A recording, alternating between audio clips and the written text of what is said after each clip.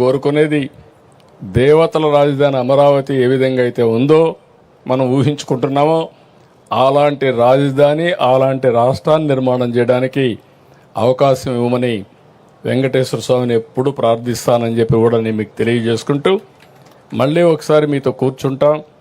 ఎవరికి ఏ సమస్యలున్నా అన్నీ కూడా పరిష్కారం చేసుకుందాం. టైం టు టైం కూర్చొని ఈ ముగ్గురికి బాధ్యత చెప్తున్నా. రైతాంగాన్ని మేనేజ్ చేసే బాధ్యత మీ ముగ్గురిది.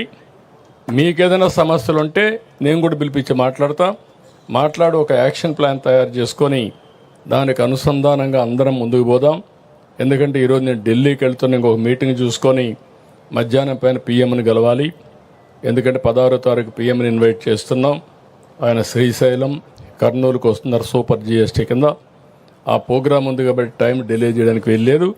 తొందరలోనే మిమ్మల్ని కలుస్తానని చెప్పి కూడా నేను మీకు తెలియజేసుకుంటూ ఎవ్వరికీ అనుమానం అవసరం లేదు. మిమ్మల్ని మరిచిపోయే సమస్య లేదు.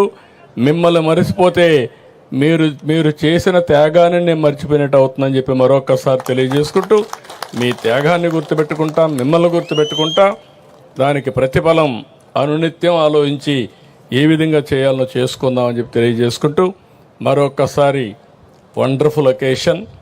జీవితంలో మరుపు రాలేనటువంటి సంఘటన.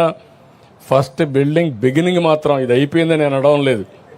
ఈరోజు ప్రారంభం చేశాం. మన యాత్రకు ప్రారంభం. కనీసం కూర్చోవడానికి ఒక ప్లేస్, ఆ ప్లేస్ ఇచ్చిన మిమ్మల్ని పేరు పేరున అభినందిస్తూ అందరికీ నమస్కారాలు. ఈరోజు ఇక్కడ సిఆర్డిఏ ఆఫీస్ ఓపెన్ చేసుకున్నామంటే దానికి కారకులైన రైతు సోదరమండలందరికీ నా నమస్కారాలు, అభినందనలు, శుభాభినందనలు. మీరు కూడా మీడియా కూడా తగ్గండి.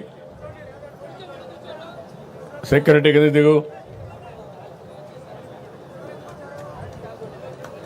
ఎగ్జాక్ట్గా ఈరోజు మీటింగ్ ఎట్లయితే పెట్టుకున్నామో నాకు లేక్ వ్యూ మీటింగ్లు జ్ఞాపకం వస్తున్నాయి.